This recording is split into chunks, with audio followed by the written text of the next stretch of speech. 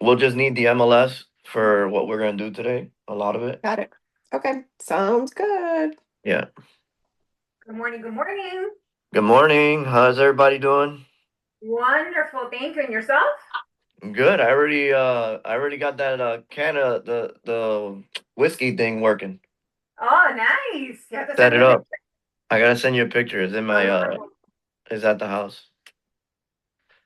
How's everything? Everything's great. I keep waiting to learn from the best. Yeah. What MLS do you use, Ali?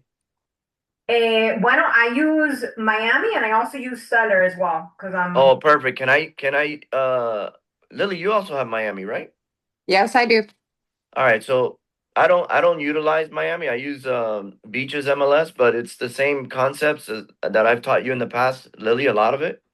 Okay. But if someone has a question about the Miami, how to do it in the Miami MLS, I'll probably have you guys, help out on those things. Sounds good. We'll wait a I few minutes and get some people in the hopper.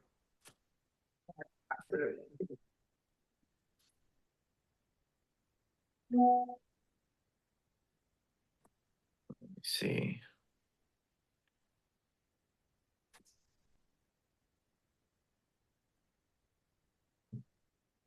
Do you guys hear me okay though?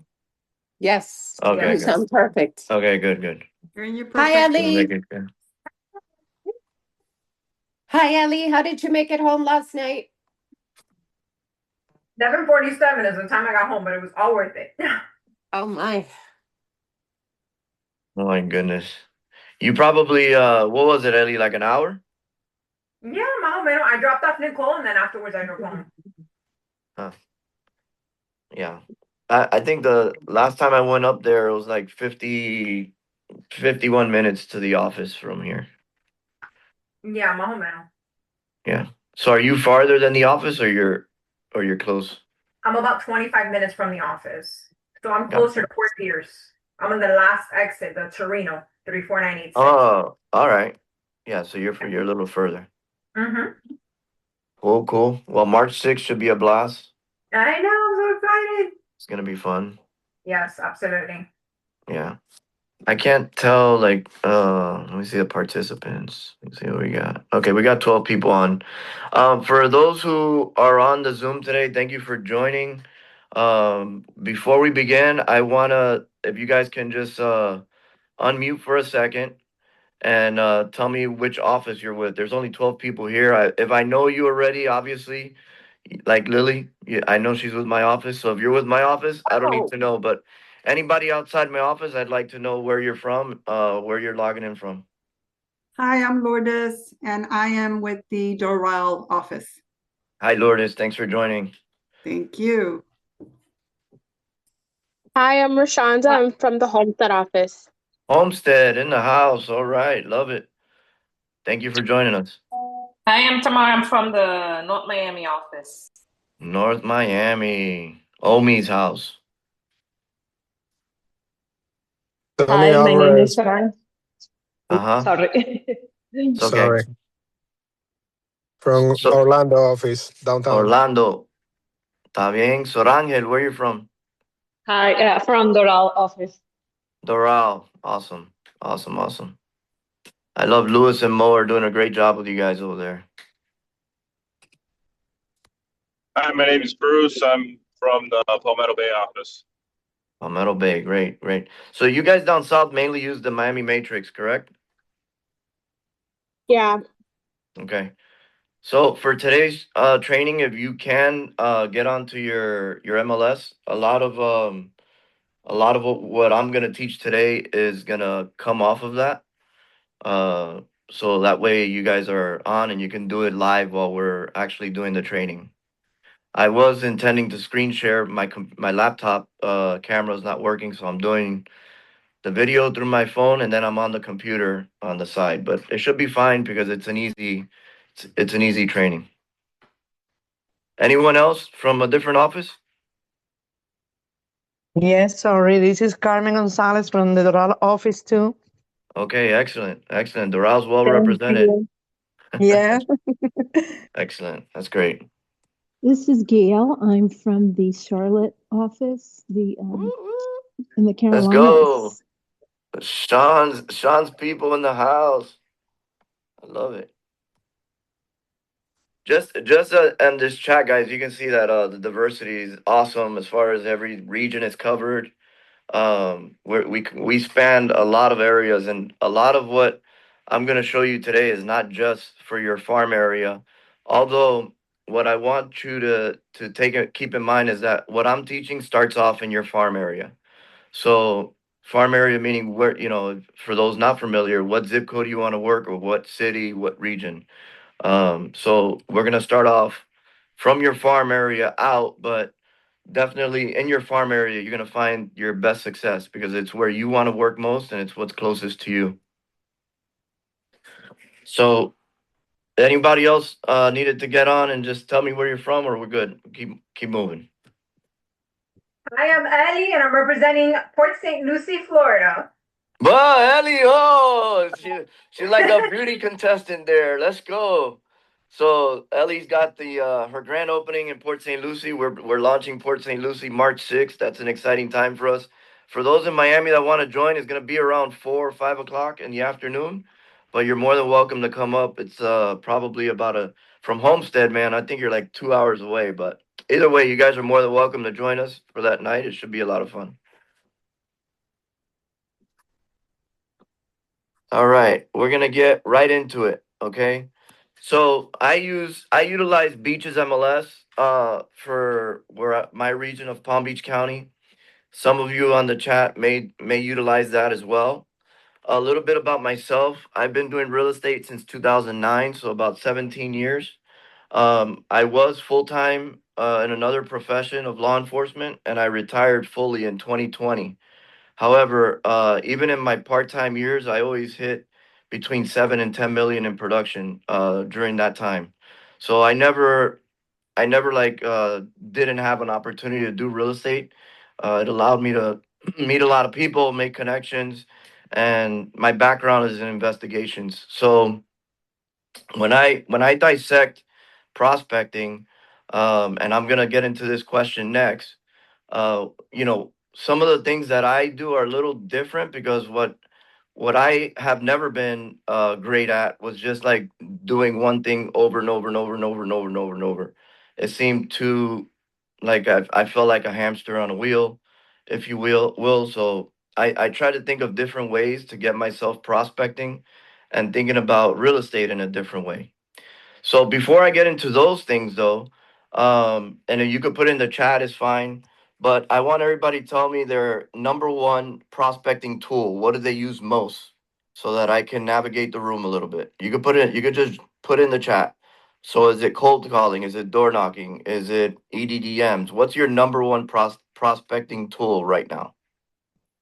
I'm gonna give that a second so that I can see some of the responses.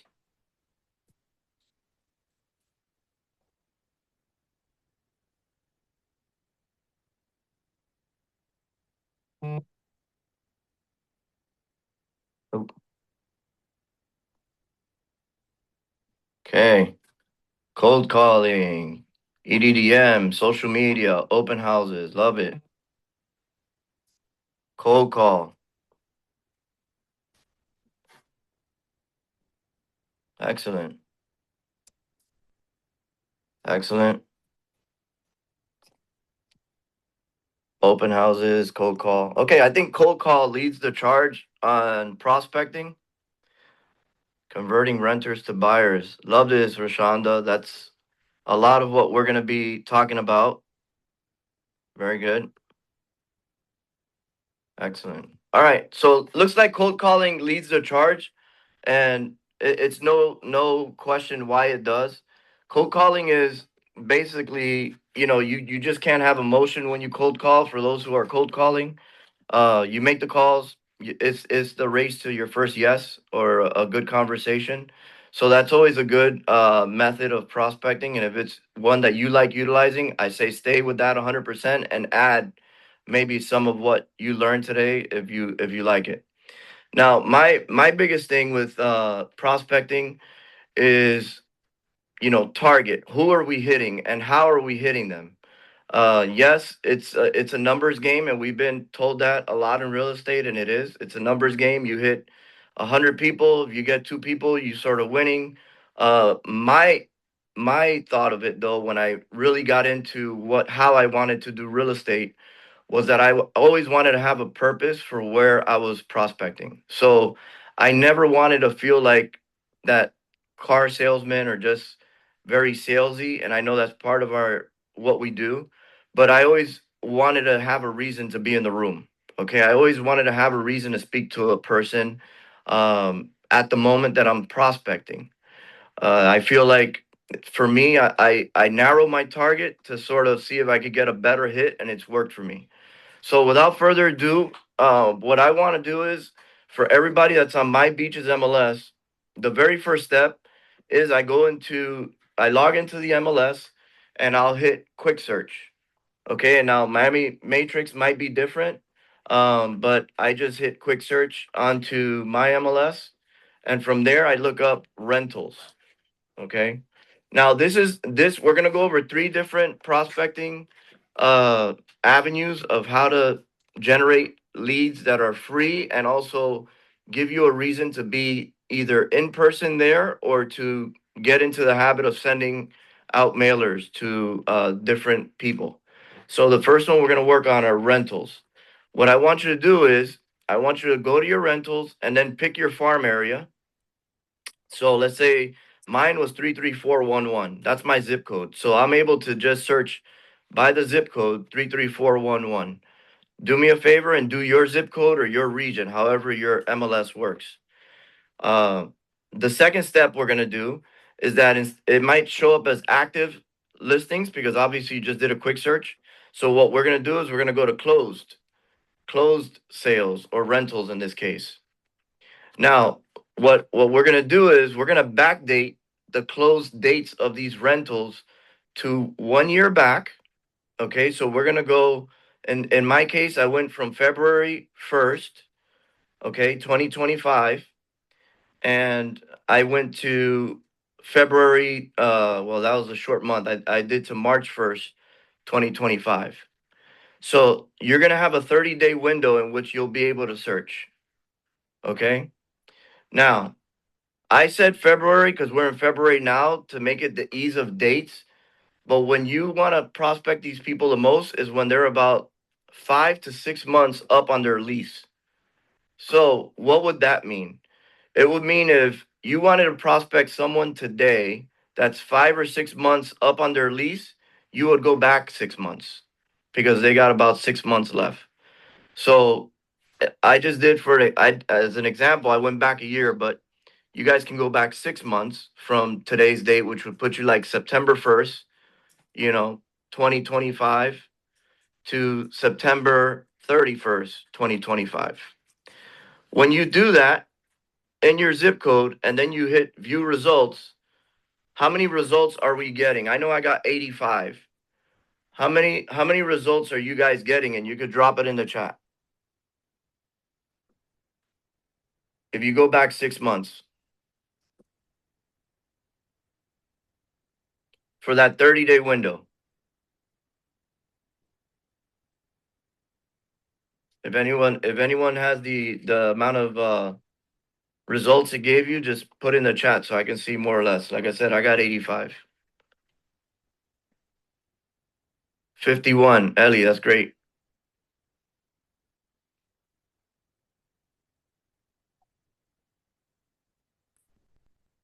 So whatever the amount is that you get in your zip code, now you know you have, wow, Jasmine, 123. That's phenomenal. That's great. So here's the deal, guys. Like, it doesn't give us their name, correct? We can all agree that it's just giving us who closed on those rentals or the dates that those rentals closed. But here's what we can agree on. These are people that are renting, period. And if we're in the business of converting renters to buyers, then we'd be remiss if we didn't pay attention to the narrow target here that's right in front of us. on a daily basis, and this is just a 30-day window, and this is just one zip code. Imagine now if you expanded that, Jasmine, to the zip code just to your left or to your right and not too far away. It gives you that many more people. Now, the question is going to be, how do we want to reach these people? Okay, that's a business decision that you guys have to make, how you reach people and how you prospect and the time that you put into it. I have agents within my office that they send out mailers. So what they'll do is they'll put together a nice mailer saying, "Hey, I noticed that you're currently renting, yada yada." Um, Obviously, it could be very costly to rent. And by the way, guys, if we don't know the numbers of what people are actually spending or what they're actually spending on renting, it's worth you telling them and putting it on paper or in person. Let me just give you an example. If you're renting for $2,000 a month, you're spending easily $30,000 for that rental a year. Why? Because you're $2,000 a month and you have the entrance costs of getting into that property. So you're gonna have first last security, which obviously is included in those months. But either way, you're spending upwards about 30 grand to get with moving costs and whatnot. Just for a $2,000 rental. Okay. Now you go up to 2.5 or $2,500. That same rental now costs you easily 35,000, 37,000. People don't see it that way, but that's exactly the way that we have to relay this message because it's the truth. This is how they start saying, "Wow, this is crazy that I'm spending this amount of money and not in my own place." And if you're looking to convert renters to buyers, this is definitely one of the ways that you can narrow down your prospects. Now, I mentioned before, you can do this via mail. The other way you can do it is if you're working your farm area and it's not too far. Okay, like for example, I got 85 on mine, like I said. If I have 85 on my board that I know I have to prospect, I can break those up by day, and in 2 weeks, if I just did 5 or 6 knocks, I can get in front of these people. Now, I'm going to tell you that even with the advancement of AI, sending out mailers and even cold calling, nothing beats a face to face. I'm telling you that right now. In real estate, nothing's going to beat a face to face because you're building a rapport from the jump. Like as soon as you meet the person, it's either going to be they like you or they don't like you, but it's speed to lead in this case, with these things that we're going to learn. And getting in front of people is your best way of prospecting. Period. I end of story. Like there's no second, it's not even close. So when you look at the fact that I have 85 and some of you have more or a little bit less, and you start breaking these down and you say, okay, I can knock out 85 if I had 7 days, I could do 10 a day. Guys, that's not a 200-day door knocking day. I know that door knocking at 200 houses a day, that's almost unheard of. But can you do four? Can you do five? Can you do three? And if you do those three, are they in the right places? Are they in the places where you have an opportunity to convert? And the answer is yes. You have an opportunity to convert because now you're reaching people that are in the position already that you want to meet them at because they're the next people that are going to buy. So it makes sense to prospect in a target rich environment. I'm going to pause for a second. Does anyone have any questions so far? And you could just unmute if you do. I do. Okay. So in reference to the whole prospecting door knocking aspect, do you want us, after we look up the ones that have 6 months left, do you want us to call them first to see if they're planning to re-rent again before we go door knocking, or just take our chances and just go door knocking and kind of see it there? So that's a great question, Ellie. There's gonna be two ways that you can look at this. Some people will say, I'd rather just call them and have the conversation and see how that goes. That's obviously okay. In my opinion, when you go to a place that you know that they're renting and you come with a little bit of material explaining how expensive it is to rent and that reminder on paper, and now they have a face and a business card, it's it's gonna beat the call every day. It's just more time consuming. So Got it. if you're asking me which one is more efficient Second. in the converting, it's gonna be getting face to face. But if you're just telling me that you're okay because you have 100, like Jasmine, for instance, she's got 123, and that's just in her one zip code. But if Jasmine were to just say, instead of doing that, I'm gonna call first and say that I'm in the area today and I'd like to just drop off some information about, the possibility of buying, and that works, that's okay too. The whole idea is to the however you can reach them is a win. Like I said, some people send letters, some people like calling, some people like in person. For me personally, and especially when I'm under 100 leads, I prefer to just put together generic pamphlets that say if you're spending this much on rent, this is what it is. If you're spending this much on rent, this is what it is. I've made a business of turning renters into buyers. I would love for you to be the next person. Things like that. That's gonna go. That's gonna be more efficient. It's just, but the other ways are not wrong. If that answers your question. Got it. Okay. Thank you. Yeah. Marcos, I have a question. Yeah. So for Ellie's question, I understand she's saying calling. Is there a way for us to get the tenant's phone number? Because I know that we can find the landlords. There's really no way of actually calling the tenant because I've done the mailers. How can we get the names of the tenants? I know we can get the names of the landlords. Right, and that's a good point, Lily. In Ellie's case, I don't know if she had a platform where she can find the number. That's why she says should she call first. So I assume maybe she had a way of doing it. But when you look up these properties, you're only gonna get the owner's information, even if you use whether you use Vulcan 7 or any of those other ones. Though you're only gonna get owner info. Got it. Okay, yeah. All right. Ellie, Yeah. do you have a way? I don't. So my question originated from just asking in general to kind of see the vibe, kind of see the tone if they're planning to, rent again. Is it worth going out there? But I do see Marco's point, and I will follow through with that as far as, perhaps dropping off some information in general. Because when they do see you, it's like getting an offer to a seller that's on paper. It's very different than a verbal offer than something solid. So I totally get it, Marco. Thank you. Yeah. Any other Sometimes questions? you can find those, sorry, quick Yeah. feedback. Go ahead. Sometimes you can get those information on truepeoplesearch.com because once these people change their driver license or they get insurance, get an FPL bill, it automatically goes on truepeoplesearch.com unless they elected to remove themselves on there.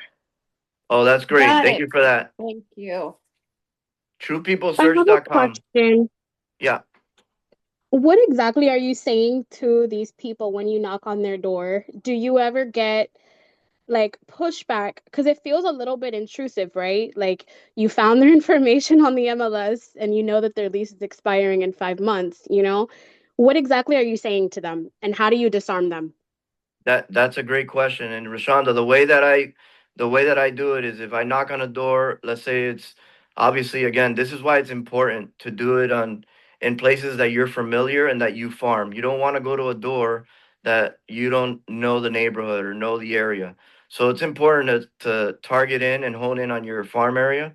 So what I just say is very simply say, look, sorry for disturbing you this morning. However, I am an agent that, works in your area, and I make a business of converting potential buyers by meeting people like yourselves that are renting. It's my understanding based on the information that I've researched that you may be up for lease in 6 months, and so I just would love to leave you with this information, explain a little bit about what I do. I haven't had anyone be like, "Oh my God, you're being intrusive," ever. I've never had that. In fact, I've had people that haven't used me, but that have said, "Wow, this is great that you're, actually doing this and going outside, a comfort zone to get it done." Because it's not typical, but it's not awkward either. Because it'd be more awkward if I'm knocking on a door, like, sometimes door knocking is just knocking on the door to get business, and while you can make up something and the reason you're there, this one is a little bit more streamlined and targeted to solve an issue. And you're there to Sure. solve a problem. That makes sense. Thank you. Yeah. Anyone else for now? Hi, this is Gail. I'm following along in my Mhm. Canopy MLS. Okay. And just wanted to make sure I'm checking the right boxes. So I looked up under rentals, correct? And then Yes. would I select the status as closed? Is that what you Yes. said? Yes. Closed. Okay. All right. That And and then any other boxes? you want to go Hmm. about 6 months back to start the prospecting trail. By the way, guys, why 6 months? Has any obviously we know that we have to get them in the hopper. We gotta maybe perhaps link them with your lender, right? If they have credit issues, that can take what 90 days, 120 days in some cases. We want to try to get them. The idea is that, and going back also to what Rashonda just said, if you do start having the conversation with them, remember you're there to solve a problem, but you're also there to make sure and protect their security and their money that's about to become due in 6 months. Make no mistake about it, that when the landlords renew a lease, they're they're happy about it. Like this, I own properties, right? So I know that when my leases get renewed, I'm happy. It's very, it's just a reality. But for the renter side, they do need time to get in the hopper, get ready to, get pre-approved, check their credit, and that's the reason you're there early.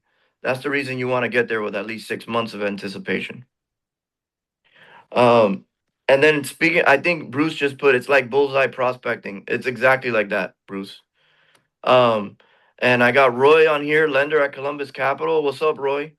um Obviously, lenders can be a big resource when it comes to this. If you guys work, whoever your preferred lender is, if you tell them that you're about to go, and target renters to turn them into buyers, they're going to be on your team and they're going to help you out.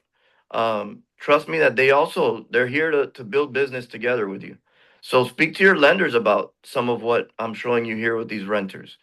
And it's not just about getting out there and looking at this as, let me just get in front of these renters. Everything matters. I'm gonna give you an example.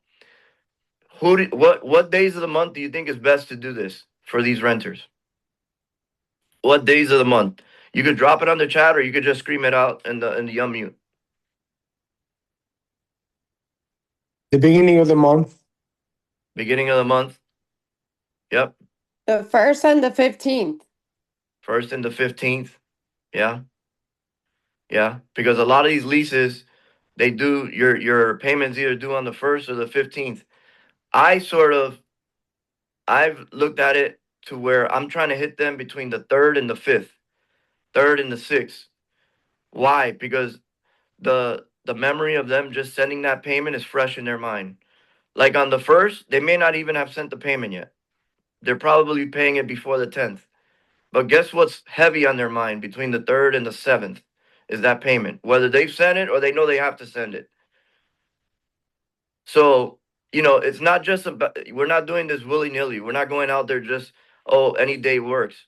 We have to target and we have to hone in, and we have to use some of our psyche for that. And that's one thing that when you do start doing this, you're gonna realize, man, I'm getting better reception than what I thought, because they're open to that. When you start saying, renting is expensive, can they not now start looking at that and saying, man, this person's onto something? Like, I know I just sent my payment. So these are the things that we have to start putting together, and in all these little ways to try to find that target rich environment. Now, we're gonna go next. I'm gonna move on from the renters to buyers. I'm gonna also now look at maybe working on the listing side. Any other questions on this though? Mark, Re- I have something to add to this really quick. Yeah. Just because I had been doing this. If you guys are planning of doing the mailer route, if especially if you're gonna do 6 months, try to send those same people, like put whatever addresses that you're gonna do, possibly put it on an Excel sheet so that you send them a couple of things, because sometimes just once we didn't get the best results, and Yolanda and I had done it for about 6 months. So the addresses that you're going to target, kind of keep track of them so that you can send something possibly at month 6, at month 5, and month 4, and just kind of see, or that's the plan that I have moving forward. And this was with a conversation with another agent who said that they needed several touches. So Yeah. if that Yeah. makes any sense. Yeah. Thank you for that, Lily. Yes, absolutely. Um, Another thing that is a surprise, and it's happened to me several times. Never leave a conversation with these people like only that you convert renters to buyers, right? Like I know on a few occasions I've had people that like, listen, I'm not looking to really move from here yet, although I'm gonna move. Maybe my thoughts are be out of here within the next 2 years. But, I hit it off with them so well and I exchanged my information with them and I make it clear I am your go-to person in this farm area. Like no one's gonna work harder than me. If I'm out here right now, that just proves to me, proves to you that I'm a worker. So if you have anybody that you can refer to me, it would be greatly appreciated. You don't know how many times I've gotten referrals off of that by itself. So sometimes while we're always thinking that a prospecting avenue is one-sided, we can't look at like that as agents and as owners of our business. We got to look at it that anyone you talk to is a potential prospect. Anyone you speak to is a potential prospect in any direction. Like their reach can go further than you guys. Nicole, go ahead. You had something? First, can you guys hear me? Yes. Oh, okay, perfect. Thank you. Sorry about that.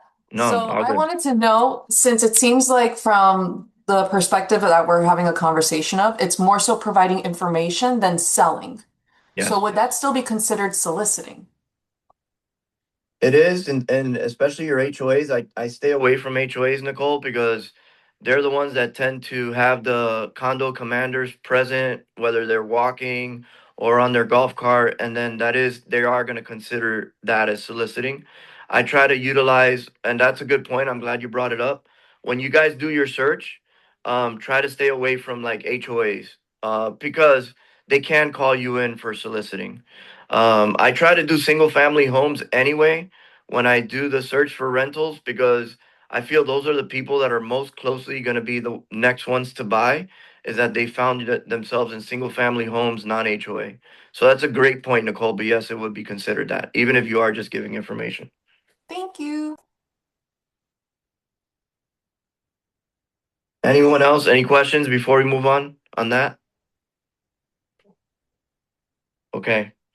The very next thing that we're gonna go into is your closed sales, and it's almost like a hybrid of circle prospecting. Uh, if you don't have yourself on a subscription already through your MLS for closed listings in your farm area, please do that like ASAP. Like set yourself up on a drip campaign through your MLS and make sure that you get notified every time a property sells. Okay? So you'll be getting the same email that you send to your, maybe to your sphere, to keep them up to date on things that are happening. So you want to set yourself up on a subscription that as soon as a property sells within your farm area, you get notified.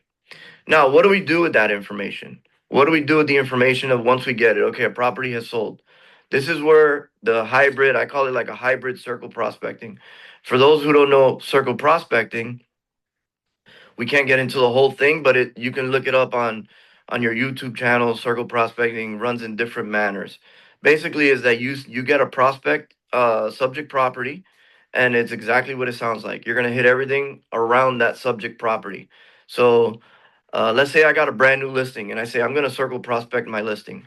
That just means that from my listing, I'm gonna put a circle around it, and I'm gonna hit everything that that circle hits.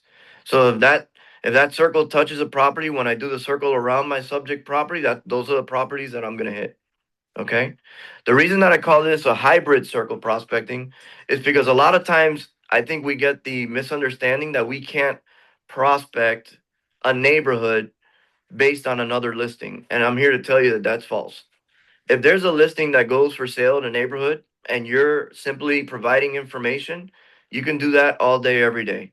What you cannot do is that you cannot directly advertise the property if they have no broker advertising. For those in Miami and other MLSs, do you guys have that feature? It says no broker advertise or anything like that? Mm-mm. No? So you can't filter a search based on no broker advertising. Like in other words, you can't Yes, market those yes, Yeah. you properties as can. Yes, you. yeah. Okay. I thought that most MLS have it. I don't know what the name of it is in the Miami one, but for West Palm, it's called no broker advertise. So when I upload a listing, it asks me a question. Are you allowing this listing to be advertised? I say yes or no, based on whatever I want to do at that moment. So I think the misconception though, I don't even think it's a misconception. I just don't think agents think about it. But if someone's got a listing in your neighborhood, and it's in your farm area, you can still, there's nothing wrong with circle prospecting and hybrid circle prospecting that listing. Okay. Now, obviously, it's gonna be people. The rebuttal I've gotten to this from other agents is that, oh, but I feel funny going to someone's property and saying that the house, 3 doors down is for sale, and then they see the sign and it's not mine. Yeah, you could look at it that way, but I'm gonna tell you right now that we need to start making a habit of being unapologetically us, the way we prospect and the work we put forward. In my estimation, the times that I've done it, I don't get that pushback. I say, hey, I'm an agent that, that this is an area where I've made a living for the last 17 years. I just wanted to give you some information about what's going on in your neighborhood. And while I was here, I noticed that there was another home for sale. This is what they're asking for it. These are the details. And, talk to them about their house. Make it about their house. If you go in there harping on, the other house that's got another agent, that's different. But we're not going to do that. We're going to go there and basically say, I'm here to give you information about your property because, this is a hot sector of this area. I've been, again, selling here for the past 17 years or 5 years or 2 years or 1 year, or I've lived here all my life and I just got my license. Whatever it is you want to bring up that puts you in the door of those people. The idea and the reason why this works is because if you look at statistics, when one sign goes up, statistics say, this is now not me, statistics say that 67% of the time, there's going to be more than one listing that's going to hit in that same neighborhood within the next 6 months. So the reason that happens is because either someone gets a great deal on a house or they really didn't realize that the houses were going to sell that high. Or sometimes it just happens that, the summertime hits and it's just the hottest time of year. And so therefore it's coincidental. But I'm here to tell you that neighbors speak and neighbors talk. And they may not talk to the person that's selling the house, but you're going to have two other neighbors saying, man, when I sell my house in a few months, I'm definitely, I know what I'm going to get now. These are exciting conversations to have, but their speed to lead. This is absolutely, if you don't get anything else out of this, you need to put this down somewhere. Speed to lead. Because as soon as a property closes, the chances are that those neighbors are going to find out, but they're going to find out in their off time. They're going to find out at 1 in the morning when they can't sleep and they're on Zillow and they start looking at their neighbor's house to see what's going on, or they're going to find out 2 or 3 days later. But when you get that notification on your phone, hey, this property just closed, it's time to get out there and be first out there in front of these neighbors to say, hey, do you know that you have a property that just closed right here, right near you? And I'm here to tell you that it's a hot time right now. If you're interested in getting that house on the market, I'm ready to go. I can help you and we can put a strategy moving forward. I'm going to pause there. Has anyone tried this before?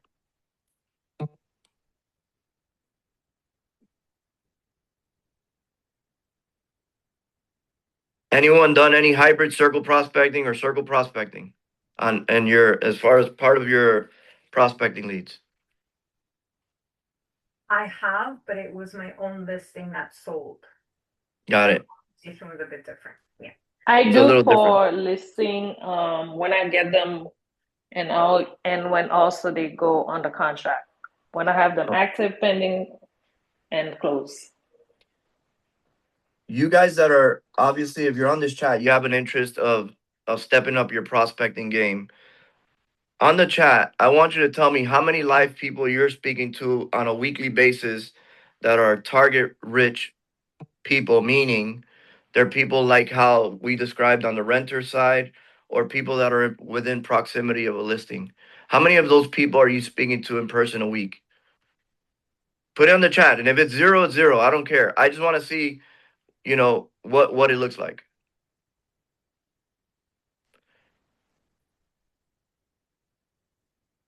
Okay. Thank you for your honesty.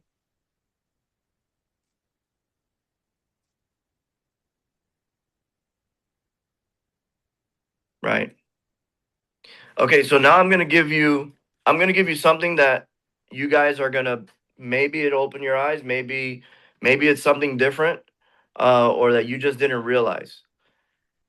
I know in West Palm Beach we've done the numbers. I think maybe the Miami price point of houses is higher than Palm Beach. Palm Beach is currently like at 545,000 for your average single family home in West Palm Beach. What is it in Miami at the moment? If anybody knows, average price point of a home. I know it depends on where you're at, obviously, or in your farm In area. Miami, I would say probably like 500 for Miami. I could be wrong though. Yeah, no, that sounds about right. Jonathan, you probably right, Jonathan. Yeah. So the idea is that when you're looking at it, like for us in West Palm, for example, we know that it's 8 deals to make $100,000 a year. We know that. 8 deals, you're making about $100,000 a year. Okay? In Miami, and if it's a little higher, maybe less. But can I tell you something, guys? Especially for those who put zero. If you have if you have the opportunity to get into, like, I did the search already. I did the search before I started the training just to see the numbers. Just from February 1st of this year to February 18th, there was 40 properties that closed. Okay, within my farm zip code. 40. If you look at those 40 and you circle prospect 5 homes on average around those properties, that's 200 touches potentially. 200. Now, this goes back to the same thing that Ellie mentioned earlier. Do we do this over the phone, through a letter, or in person? My thing is get into the habit. I don't care if it's three, I don't care if it's five. This is an easy way to get in front of 3 to 5 people a week, 10 people a week that you're not getting in front of now. I can promise you that if you do this, in a matter of time, you're going to realize, holy crap, speaking to people works. Uh, Speed to lead is important though, and that subscription is very important. When you get that message that says, "Hey, this property just sold," you need to that day, you need to grab some flyers or whatever it is that you put together for these people, however you want to do it. Again, speak to your lenders as well. Tell them that you're going to be prospecting, put something together that looks professional, it looks good, and start hitting these people. Do you know the value of your home? Maybe just leave the value open because now you know the closed number where you can just input that number and say, hey, this just sold for $300 a square foot or 350 a square foot. That equates to an $800,000 sale for you. When people see numbers in their face, it hits them a little different. It's easy to hang up on someone. It's easy to say, hey, I got to call you back. I'm a little busy. It's easy to even grab a mailer and put it to the side or put it in the garbage. It's a little harder when you have somebody that has information for you, willing to help, and they're able to see that in person and see you live. Very different touch. So I tell you that because I've managed over the years to build my business. If you're someone that follows me on social media, I'm not huge on social media at all. Uh, my prospecting is not like I'm cold calling, 4 or 6 hours a day, gosh, even a week. It's not that I'm knocking those things. It's just that I like having a reason to be in front of somebody to have that conversation. And yes, Bruce, absolutely. Most of my prospecting is going to be in front of people. And it's not only door knocking, and that's what I'm going to go into in a few minutes. But when you have a reason to be in front of somebody, it changes the dynamic of how you're looked at and how you're viewed. It's like Nicole said, since we're providing information, yes, that's exactly what we're doing. We're providing information that's beneficial to them ultimately, and the goal is to have the hook always when you're speaking to these people that says, look, I'm not one faceted. I don't only do this. I also work with sellers, buyers. Like if you have somebody you think I can help today, I'd love to speak to them. Leave them a card, you know. Obviously, you're not people that are going to say, "Hey, I work from home. I can't speak right now," but they'll take your information and they'll close the door. Of course, that's going to happen. This is not something that you're going to go to every door. It's going to be a parade waiting for you, like a party. That's not the way it works. But it gives you the opportunity to hone your skill of number one, speaking to people face to face, getting your business out there and your brand out there in a more direct manner. Because if you also someone that follows up with mailers after you do these door knocking, man, these people are gonna be like, this person is, they're the person that I probably want to work with if I ever get the opportunity to sell my house. So we got to look at it a little different. And again, I think the great thing is for those who put that they're speaking to 0 people a week, then don't go from 0 to 200. Like that's not gonna work. It's almost like if you're working your way into a gym, I can't go from no working out to then being there 2 hours a day, killing myself with the highest weight. It's not gonna work. Break yourself in 3 to 5, you know, people every day if you want, or every other day, or just do 3 in the first week, 5 in the first week. See what happens. I'm telling you that when you start having good conversations, you're gonna feel like you're actually building a business. And that for me was all I needed. I said the more people I speak to, the more deals that I'm getting. That's all I need. And I think that it'll work for you guys the same way. So I'm gonna pause for a second. I've been talking for a little bit. Any questions? Let me see. Let me try to get into the chat here. Text them my business card when knocked from there. Yeah, as of early 2026, average point in Miami. Wow, Miami's price point is huge. Any questions, guys? You could just unmute. I had a question when it came to Yeah, the broker advertising. yeah, So on Miami, you can specify attribution required or not required. On right. Flex, you can't specify that. So does it matter? Do we have to follow that same compliance? In Flex, it's no broker advertise, yes or no.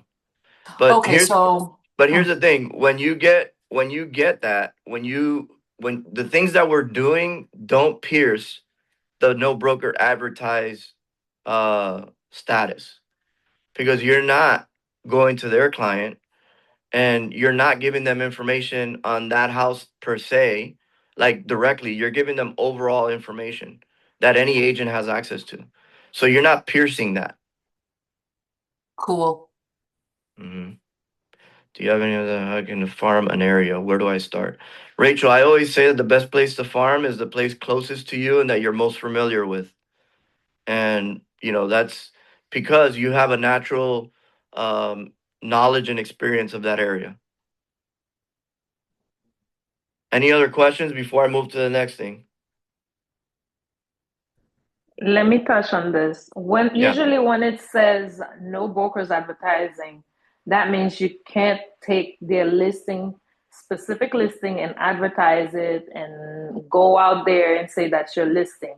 That's that's how it correct. is. It's not like you can't advertise the property. If you send it to you send your client a list and that property is on there, it is advertising it in a sense, but you can't claim, oh, that's my listing. You can't be posting it on social media or making noise with it.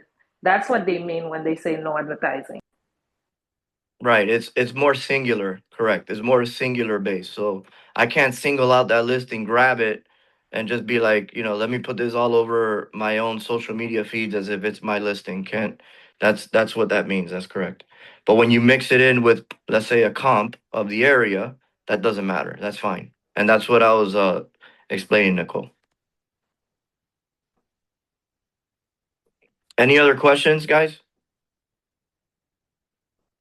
So again, remember that, and it was in my area. I had 40. I had 40 properties that came up as closed on an 18-day window. That's a potential of 200 touches. Okay. The great thing about this is, again, if you're farming, I don't know, Palmetto Bay, and I don't know how big Palmetto Bay is. It's probably huge. But if you just want to move, I don't know, to a town north or south of there, or east or west of there, those 200 just turned into 400 or 600. And it then gets to a point that I'm going to tell you that, remember, we're here to build a business. We're not here to work like this until we're 60 years old, guys, 70 years old. We're here to build a business. So what you want to do is you want to then say, would it be worth it at any point to what Ellie touched on earlier? Hey, do I make these phone calls? Do I send letters? Is it worth it then to get a VA that then, jumps on all of these leads that you may not, do, and in this manner to then build up your business? So in other words, can they make those phone calls and say, hey, we'd love, 5 minutes of your time. We're actually in the area today. We noticed that your lease is going to be up in about 6 months. And the way we know that is because we obviously have access and we do our research, as our team likes to convert renters to buyers. That's something easily a VA can do. And you can hire VAs to do these kinds of things. And it would just add to your business.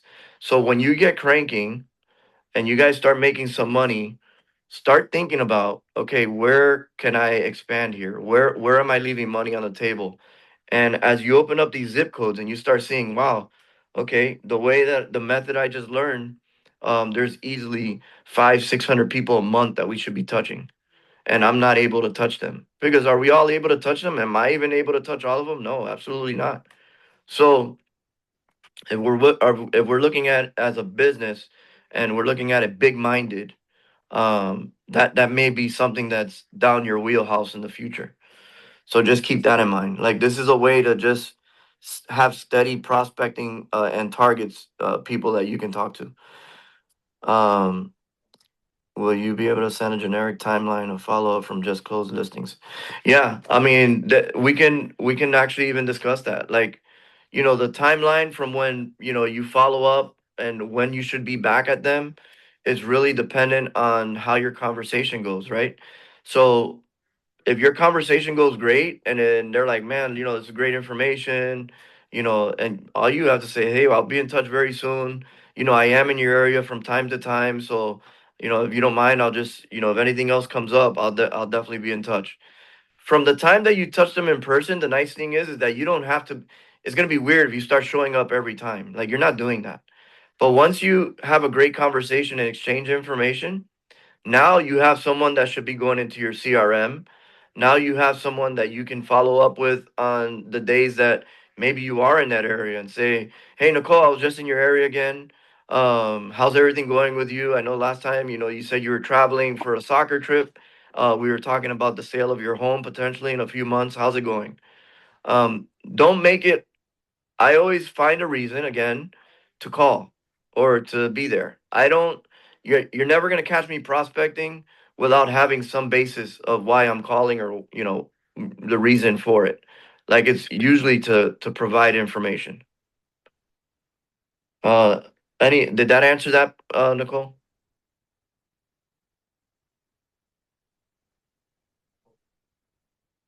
Can you guys hear me okay? Yes. Okay. Yes, we can. Okay. The next thing we're going to go into is you're going to be your expireds. Okay? Now, you can look at it a few different ways. You know how, sometimes when you look up a property, I know I have clients that sometimes send me properties and they'll say, I saw this on Zillow. And then when you look at it, it says pre foreclosure.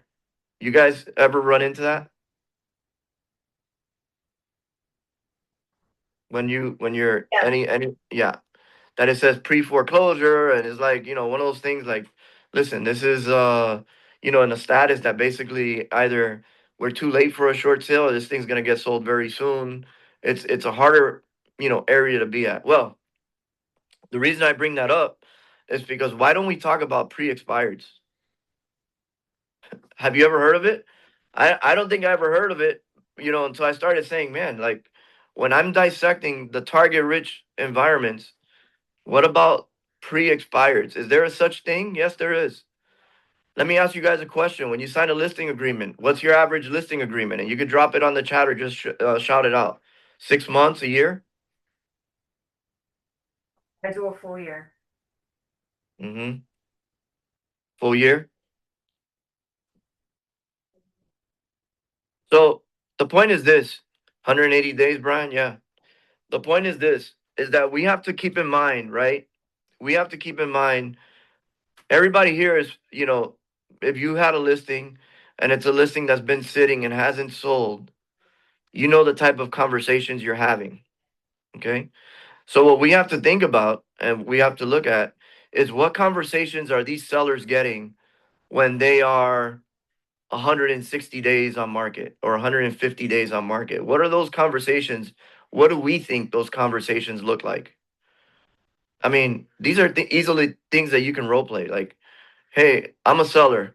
Ellie, you haven't sold my house. It's been 140, 50 days. Why hasn't my house sold, Ellie? We're doing this right now. Yeah, we're doing this right Now now. the moment. Yeah, Why right now. why hasn't your house sold? Yeah, why hasn't my There house are a lot sold? of different factors. We can have an increase of inventory. You haven't actually wanted to lower your property, totally understandable. You also have other ones that, aren't as upgraded as yours, but are selling for a lot less than yours. Hmm. Yeah. But I felt like, day one we agreed on this price, and now it's like I'm feeling like we've already reduced it, one time, and it looks like it's going to be another price reduction in order for me to sell it. We definitely have, and trust me, I appreciate your patience throughout the entire process, but I was very transparent in the beginning. This is a team effort. We're doing the best that we can. As you see, I have updated you on the market conditions and everything, when something sells, when something's lingering. So, it's basically just a waiting game.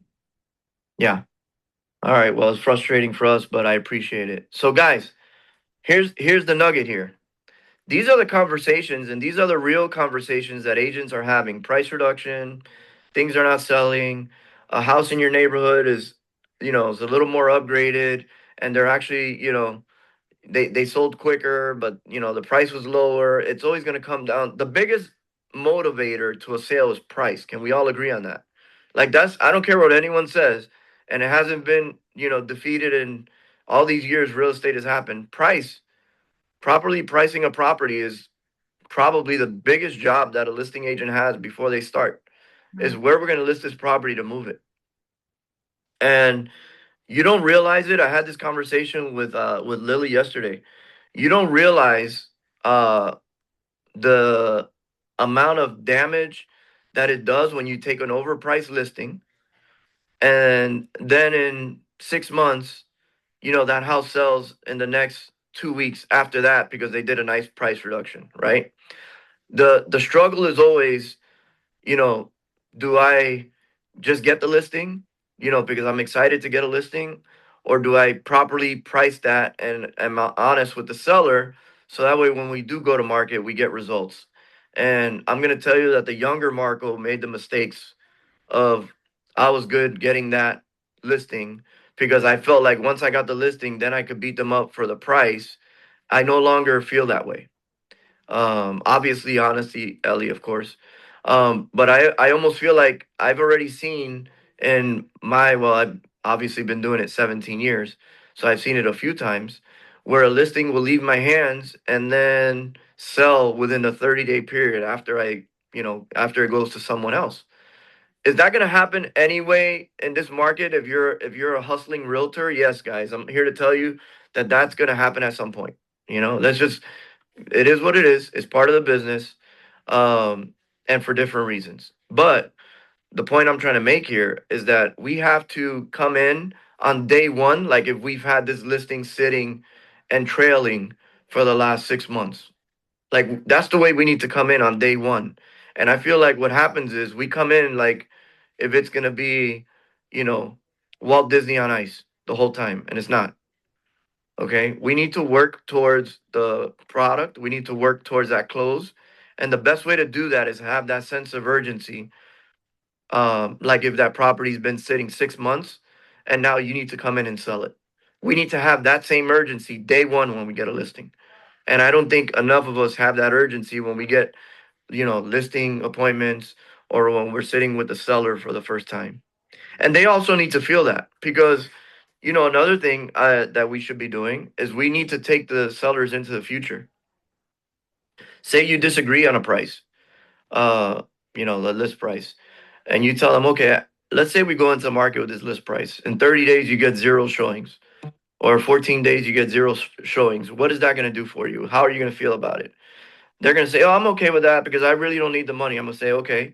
So let's say now we're 35, 40 days in. You've made another payment on this property that you need to sell, and we haven't had any showings. How's that going to make you feel? Well, no, I mean, I'm not expecting that. This is not going to be a forever thing. Say, I agree with you 100%, which is why I'm trying to move the needle forward so that to try to show you in the future some of the conversations that we're going to have are going to be inevitable because of the price that you're deciding the house should be listed at today, when I'm the professional and telling you that in this neighborhood, supported by my comps and supported by what's active and what's pending, this is the proper price for the home. I wanna be efficient, and I wanna make sure that I work for you as hard today as I do as if we had zero showings in 6 months. Because that's the truth. You're gonna get to a point that it's gonna get urgent, and then by that time, now we're gonna look desperate on the market. So these are the conversations, right, that you have with an expired property. Because what have they been hearing for the last 6 months? What Ellie just said. But they've been hearing it once a week. That grows tiresome for a seller. And then what happens in 6 months when your contract is about to expire? It's not going to go too well. It's not going to go too well because now they're like, hey, we haven't had any movement. We're going to like see if there's anything that anyone else can do. But it's not that Ellie did anything wrong. Ellie told them from the beginning what she thought the price point was. But maybe and perhaps the signal and the change that I want to make in you guys and your mindset is the urgency of how we take these listing appointments and the conversations we're having with the sellers. And in this case, the expired listings. Um, so it just happened to you, Angela? Yeah. If you're in this business of real estate, it's gonna happen. And sometimes you do zero wrong, but it happens. Okay. It happened to me recently at the end of 2025. I'm going to give you this a brief story because I don't want to make this about war stories and I want to make it about your training.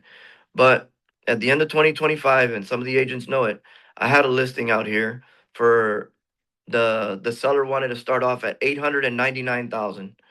Well, the property I knew wasn't going to sell for 899,000. Actually, it was in 900 and I'm sorry, it started off at 975. That's where he started. I knew it wasn't going to sell for that. I always thought it would sell for about 850. Okay. So the seller was like, no, no, no, I want to keep it at 975. He ends up doing the price reduction finally to 925 about 2 months afterwards. 925. He still didn't. We got offers when he was at 925 of like 850, 860. He didn't want to accept it. He kept it on the market. We did another price reduction about 2 months after that to 899. Now he's like, oh, I got zero movement at 899. Like, I can't sell it for any less. We got offers again at 825, 830, 840. Didn't want to take it. I said, I think you should take these offers. No, no, no. Listing comes to be expired in 6 months. It was about maybe 10, 12 days away. I sent him an offer in his inbox to close for 840,000. Okay. And when they denied that 840,000, they basically said, "Hey, we feel like we're gonna go with another agent, like whatever." I said, "Okay, that what? At this point, I felt like I did everything I could for them. I really wanted to keep it, but also I'm not someone that if you don't see my value, I can add my value somewhere else." So obviously they went on with another agent.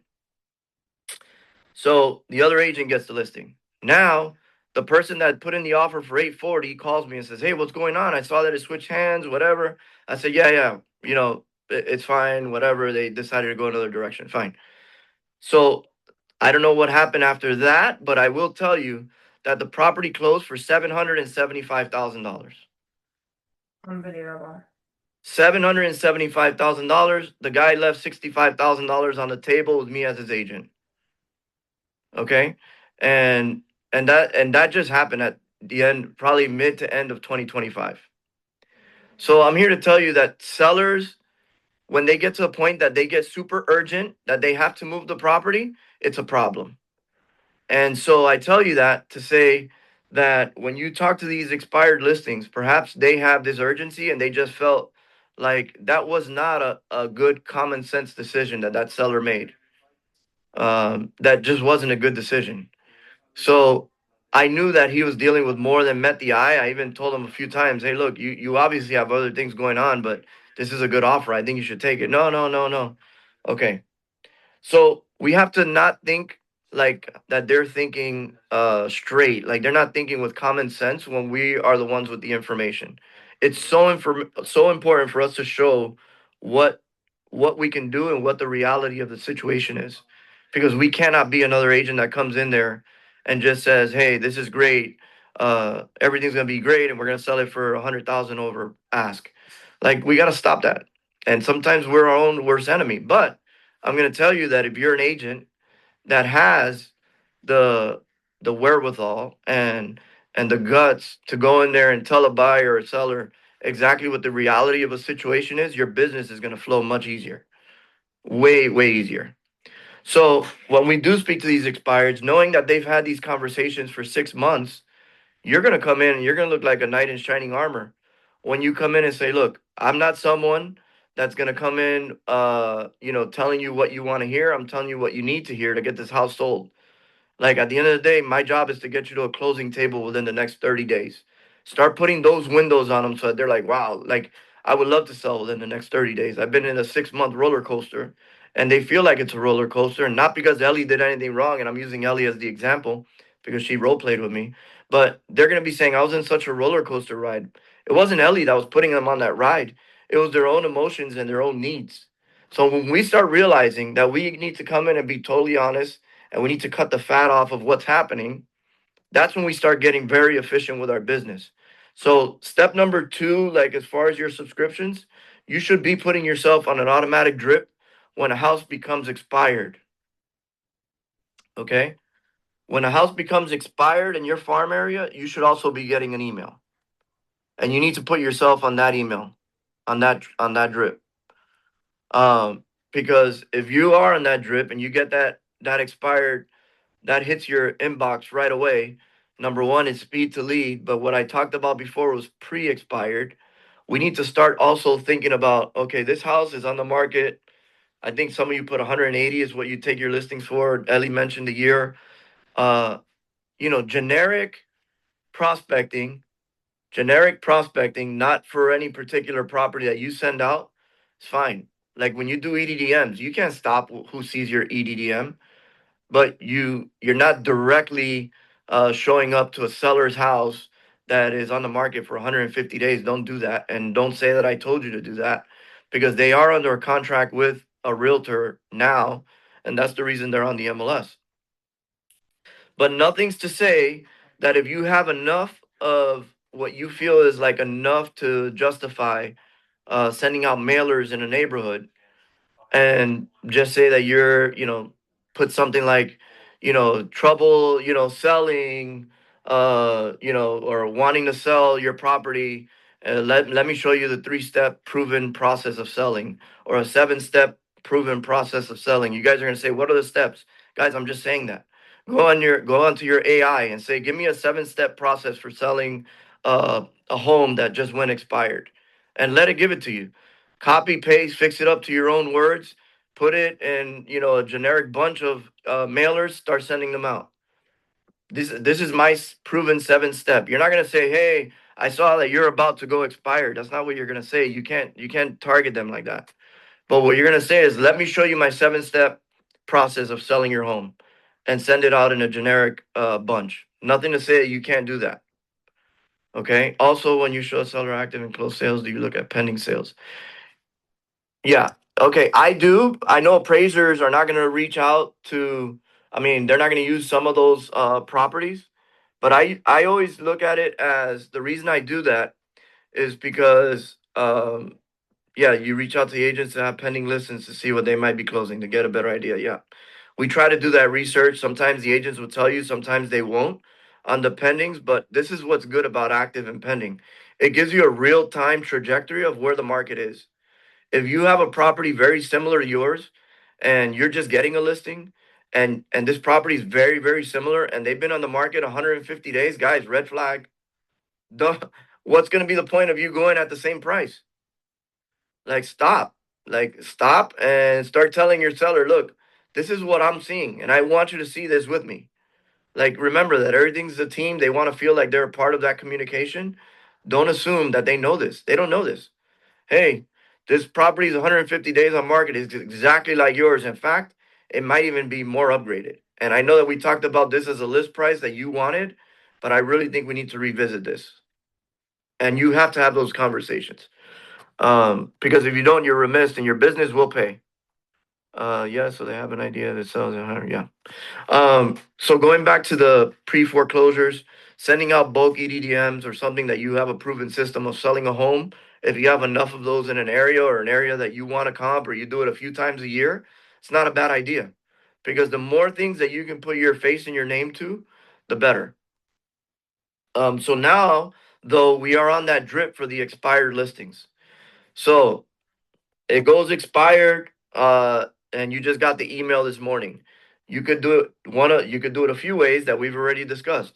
You can circle prospect that expired, but now you can go direct to that door. Why? Because it's expired. If you do the expireds and they are expired, now you have a right to go to that door. You can door knock it however you want. There has been times where I've been told this from people that work expireds a lot, that they say the best time to hit an expired is like 6 months to a year after. I don't know. I don't know the numbers to that, and I don't know the percentages to that. I just been told that because the seller has had time to think about, the sale and all that. What I do though is if I know that an expired just hit, I'm trying to do speed to lead. I feel like if that person is still hot on that property to sell it, and most of the times they probably are, first person at that door is probably the person that's gonna have a very good shot at getting that listing. And I'm gonna tell you something else. My MLS, it's not like they send me a notice saying, "Hey, this listing's about to be expired on Tuesday," or this listing's about to expire tomorrow of yours. So why is that important? That's important because I guarantee you there's not too many agents that are setting themselves on automatic subscriptions, including the listing agent. So I think if you're getting that email that says, "Hey, this property just went expired this morning," and you just forget about being pretty, forget about getting all this paperwork ready, just get to that house. If you get to that house and say, "Hey, I'm here. I just realized that I've been working this area for a while. I've been keeping an eye on your property. Obviously, the rules of ethics and morals won't allow me to communicate with you until you're no longer represented by an agent. It's my understanding that your property just went expired this morning, and I'd love to see how we can turn things around for you." That person is going to tell you, what do you mean my property's expired? Because that agent is probably didn't even know it. So they never even said, "Hey, our property's going to be expired." They never addressed it. That can very well be the case. If that's the case, congratulations, you just put yourself way into the door with these people. Okay? Um, the other thing that I've had happen before is agents will reach out to me, "Hey, you can't contact my client." Well, the hell I can't. It's expired on the MLS. "Oh, well, I just signed a renewal for them." Well, it's not reflected on the MLS. As soon as you go ahead and reflect that, I can respect, the rules and of our MLS board. So, guys, is it something that if you're not used to speaking to people, can it be a little, different, a different feeling or something you fear? Yeah, I get it. But I'm telling you right now that if you're doing zero of these things, and like I said, if you just add 3 touches on each of these methods throughout a week, 3 to 5, you're now talking in a year, you got 52 weeks. You do, let's keep it simple, 10, that's 520 touches in a year that you're making where you're making 0 touches now. You think those 520 can turn into what an average uh lead would convert on these big platforms like Zillow and Realtor.com? Those things, they usually convert at 3 to 5%. So if you're converting at 5%, that's 26 deals. I mean, I don't know. I think the maths when you think about it that way. I'm gonna pause here and then we're gonna close. So do I have any questions so far?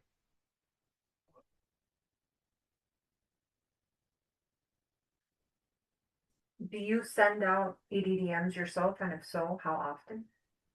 The EDMs that I do send out, I send about 8 a year. And they're gonna be my EDMs are tailored towards my closed properties. So I do I'll do them like in multi pictures. So just sold in your area, whatever, and that's what they look like. 005. EDDMs are going to be more expensive if you're trying to target what we're looking at. I think if you're looking at targeting something like this, get with a lender that you can do. You can send out mail, just regular mail, not EDM, but like letters Like direct mail? or yeah, just letters, or even get in front of people. Like I'm telling you, like I know that the numbers are big. Like for example, like I said, easily in 1 month is 600 touches that you can get out there, but it's more targeted. If you think about it, we started off the call with what are some of our prospecting things. Cold calling led the charge. I love cold calling, by the way. I can get on the phone and I can cold call. It's not that I can't cold call.